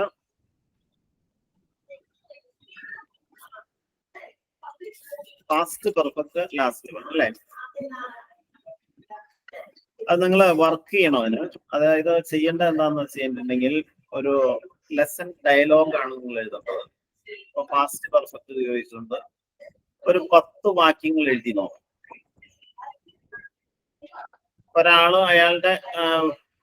അയാൾക്ക് മനസ്സിൽ തോന്നുന്ന വാക്യങ്ങൾ എഴുതാവുന്നതാണ്. ഉണ്ടായിരുന്നു എന്നർത്ഥം ലഭിക്കുന്ന വാക്കുകളായിരിക്കും.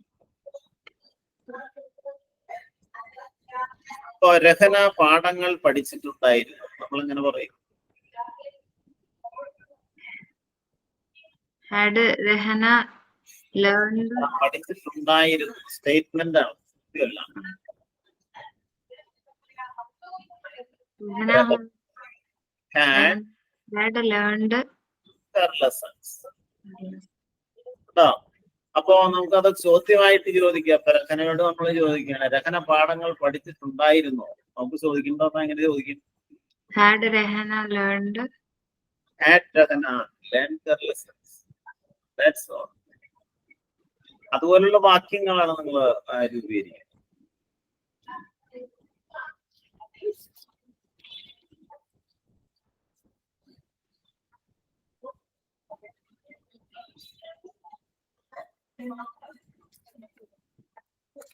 അപ്പോ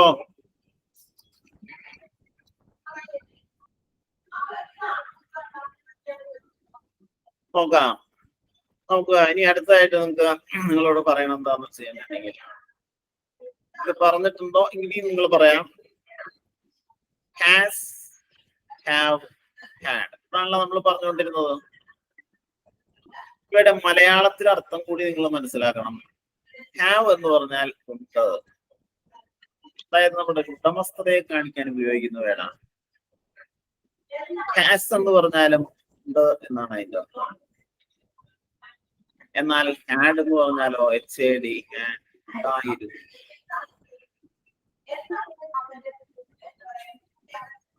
അപ്പോ ഹാവ് എന്ന് നിങ്ങൾ എപ്പോഴാണ് ഉപയോഗിക്കുന്നത്?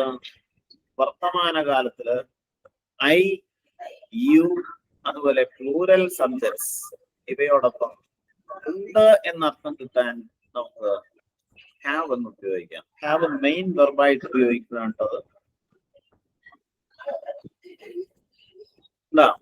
അപ്പൊ ഐ ഹാവ് എ ഹൗസ് എന്ന് പറഞ്ഞാൽ അതിന്റെ അർത്ഥം എന്താ? I possess a house.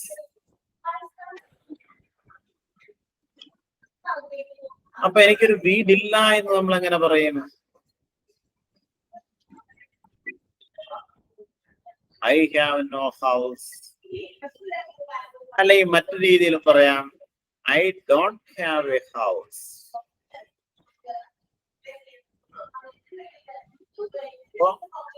I have a car. അതിനെ നമ്മള് എനിക്കൊരു കാർ ഉണ്ട്. കാർ ഇല്ല എന്ന് നമുക്ക് രണ്ട് രീതിയിൽ എങ്ങനെ പറയും? I don't have a car. I don't have a car. I have no car.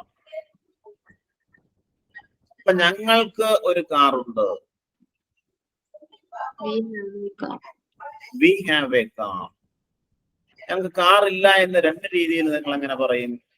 We don't have a car. We have no car. Have a car. We have no car. നമ്മുടെ communicative ആയിട്ടുള്ള ആ ഭാഷയിൽ നിങ്ങൾ അങ്ങനെ ഉപയോഗിച്ചാൽ മതി.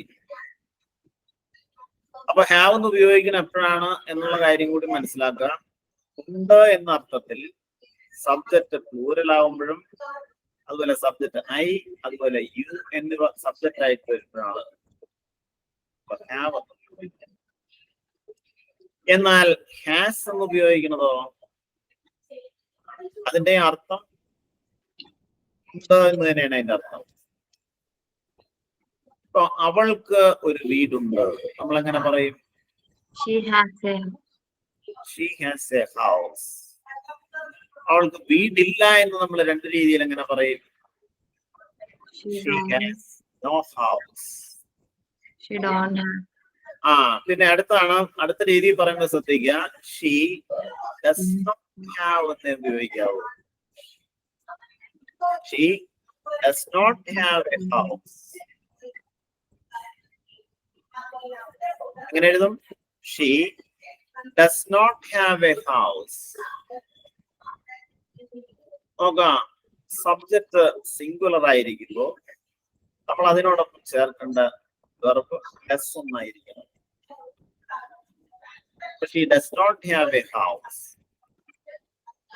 ഇപ്പൊ അവൾക്ക് ഒരു കാർ ഉണ്ട്. She has a car. She has a car. അവൾക്ക് കാർ ഇല്ല എന്ന് നിങ്ങൾ രണ്ട് രീതിയിൽ പറയണം. She does not have a car. ആ. She has no car. She has no car. He does not. She does not have a car. No.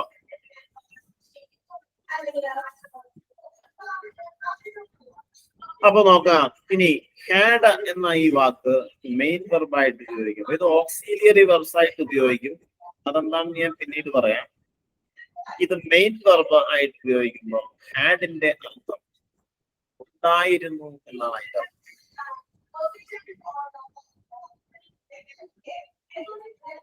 ഞാൻ example പറയാം. Ramya had a house last year. Ramya had a house last year. രമ്യക്ക് കഴിഞ്ഞ വർഷം ഒരു വീടുണ്ടായിരുന്നു.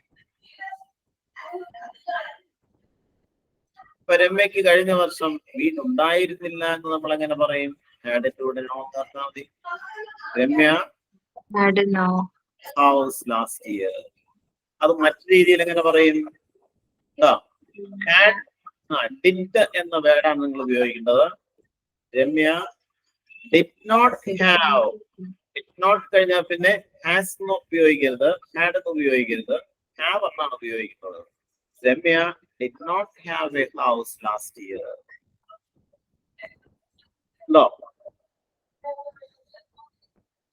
നിങ്ങൾക്ക് ഏത് example വേണമെങ്കിലും ഇതുവരെ പറയാം.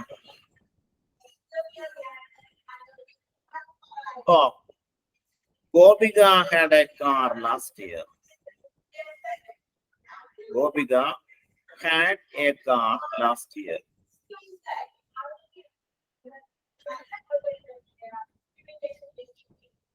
ഗോപികയ്ക്ക് കഴിഞ്ഞ വർഷം ഒരു കാർ ഉണ്ടായിരുന്നു. അതിന് ടു വേസ്, രണ്ട് രീതിയിൽ നമുക്ക് പറയാമോ? കാർ ഉണ്ടായിരുന്നില്ല എന്ന്. Remy did not have a car. Yes, Gopika did not have a car last year. Gopika had no car last year. Okay, ഇത് ചില മലയാളത്തിലെ പ്രയോഗങ്ങളാണ് നിങ്ങൾ മനസ്സിലാക്കേണ്ടത്. അതുപോലെ ഇംഗ്ലീഷിൽ നമ്മൾ വിൽ ഹാവ് എന്ന ഒരു പ്രയോഗം ഉപയോഗിക്കാറുണ്ട്. വിൽ ഹാവ്, ഉണ്ടാവും എന്നാണ് അതിന്റെ മീനിങ്. ഭാവി കാലത്ത് ഏത് സബ്ജക്റ്റിനോടൊപ്പം ഭാവിയെ സൂചിപ്പിക്കാൻ വിൽ ഹാവ് എന്ന് ഉപയോഗിക്കാം. അതായത് subject plus will have plus object. Example പറയുമ്പോഴായിരിക്കും നമുക്കത് മനസ്സിലാവുന്നത്. എനിക്ക് അടുത്ത വർഷം ഒരു കടയുണ്ടാവും. ആ വാക്യം നമ്മൾ എങ്ങനെ പറയും? I will have a shop next year. year. I will have a shop next year. എനിക്ക് അടുത്ത വർഷം ഒരു കട ഉണ്ടാവില്ല എന്നങ്ങനെ പറയുമ്പോ I will not have a shop next year. ഇതുപോലെ ഓരോ വാക്യങ്ങള് നിങ്ങൾ ചെയ്യേണ്ടതാണ്. ഇപ്പൊ Kerala has many tourist centres. കേരളത്തിൽ ധാരാളം ടൂറിസ്റ്റ് സെന്റേഴ്സ് ഉണ്ട്. കേരളത്തിൽ ടൂറിസ്റ്റ് സെന്റേഴ്സ് ഇല്ല എന്ന് നിങ്ങൾ രണ്ട് രീതിയിൽ പറയണം. Kerala has many Tourist centers. Kerala does not have many tourist centers. No.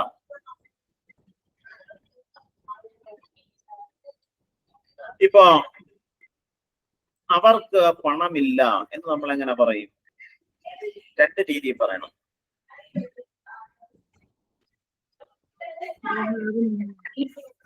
They have no money. They do not have money. Subject plural ആണെങ്കിൽ നിങ്ങൾ ഡു എന്നും സബ്ജക്ട് സിംഗുലർ ആണെങ്കിൽ ഡസ് എന്നും ഉപയോഗിക്കാം.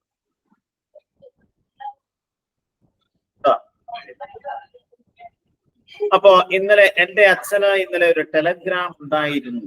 നിങ്ങൾ എങ്ങനെ പറയാ വാക്യം? ഉണ്ടായിരുന്നു. My father had a telegram yesterday. Yesterday. My father had a telegram yesterday. അല്ലേ?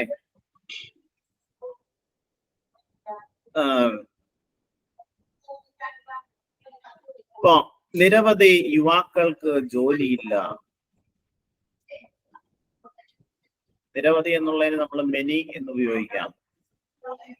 യുവാക്കൾ എന്നുള്ള many youth have no job.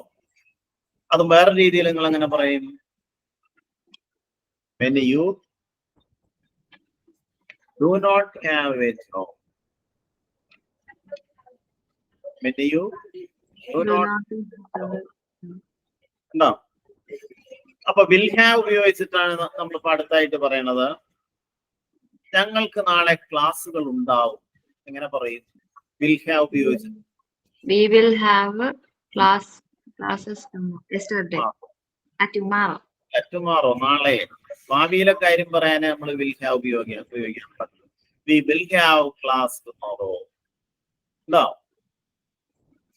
എന്റെ അച്ഛന് അടുത്ത വർഷം പ്രൊമോഷൻ ഉണ്ടാവും. My father will have a promotion next year. Very good. അടുത്തത് മറ്റന്നാൾ ഇന്ത്യയിൽ ഒരു ക്രിക്കറ്റ് മാച്ച് ഉണ്ടാവും. India will cricket match the day after. Yes, the day after tomorrow. മറ്റന്നാൾ എന്നുള്ളതിന് നമ്മൾ എന്താ ഇംഗ്ലീഷിൽ പറയണത്? The day after tomorrow. ഇപ്പൊ അവൾക്ക് ഒരു ക്വിസ് കോമ്പറ്റീഷൻ നാളെ ഉണ്ടാവും. She will have a quiz competition tomorrow. അല്ലേ?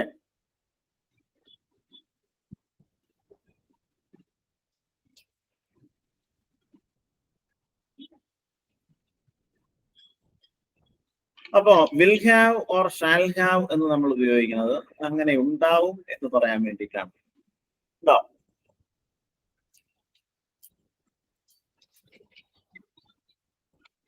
അപ്പൊ വിൽ ഹാവ് ഉപയോഗിച്ചിട്ട് രണ്ട് വാക്യങ്ങൾ പറയാമോ?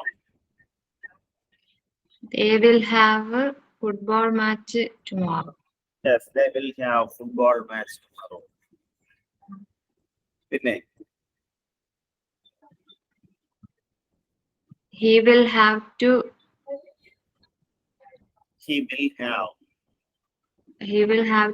go. അവിടെ he will have to go എന്ന് പറഞ്ഞാൽ പോവേണ്ടി വരും എന്നാണ് അതിന്റെ അർത്ഥം. Go for a meeting. He will have a meeting tomorrow. ഇനി എന്തായിരിക്കും പറയണത് നമ്മൾ?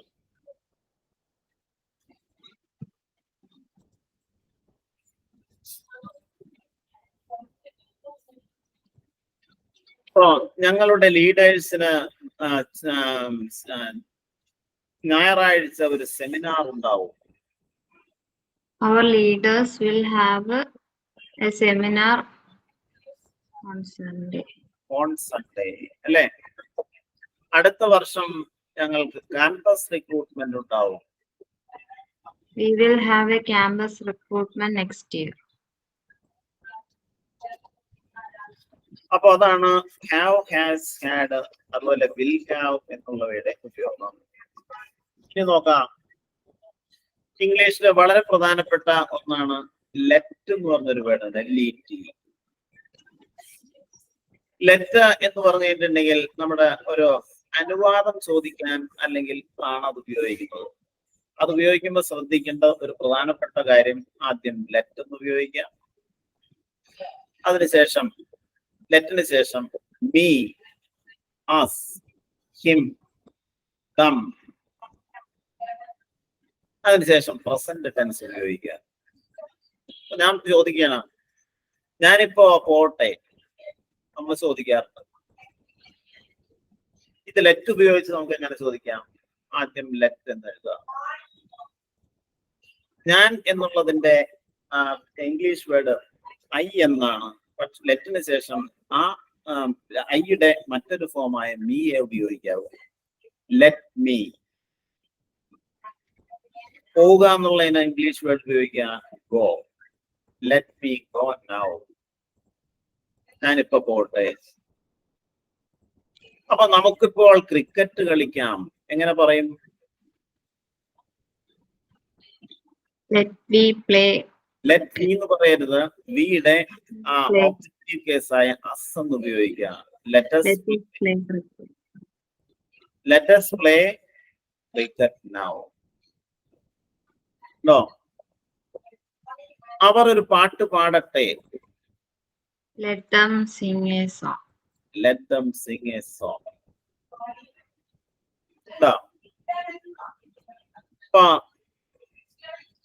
തുഷാര ക്ലാസ്സിലേക്ക് പോകട്ടെ. Let Tushara go to class. Go to class. നമുക്ക് അസുഖബാധിതർക്ക് വേണ്ടി പ്രാർത്ഥിക്കാം. Let us pray for disease. Let us pray for the sick. അല്ലെ? അവരുടെ certificates കൊണ്ടുവരട്ടെ. Let them bring their certificate. Yes, let them bring their certificates. നിങ്ങളുടെ അച്ഛൻ തീരുമാനിക്കട്ടെ. എങ്ങനെ പറയും? Let your father decide. Yes, okay. അവൾ ഈ വർഷം പരീക്ഷ എഴുതട്ടെ. Let her take the exam. Let her write or take the exam this year. അല്ലെ? അവനവന്റെ ജോലി രാജിവെക്കട്ടെ. Let he resign. He അല്ല, he എന്നുള്ളതിന്റെ ഒബ്ജക്റ്റീവ് കേസ് ഉപയോഗിക്കും. Him. Let him resign from his job. Let him resign his job. അല്ലെ? അതിന്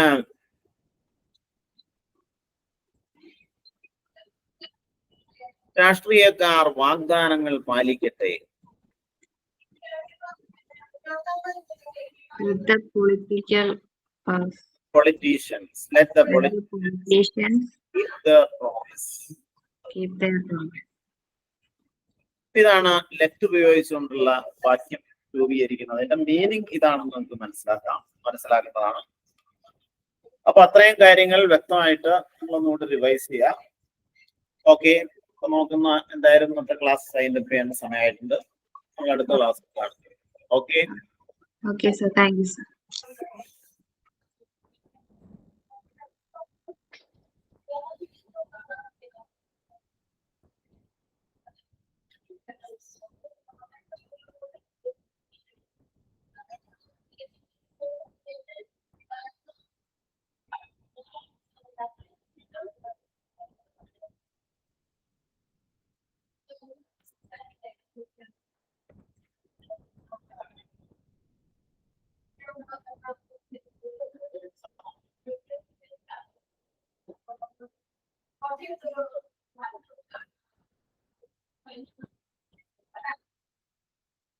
Okay.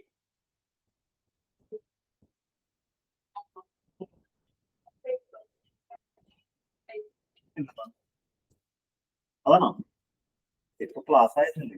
കുറച്ച് കഴിഞ്ഞിട്ട് തരാം. ഇന്നത്തെ രാത്രിയും ക്ലാസ് ഉണ്ടായില്ലേ? സമയം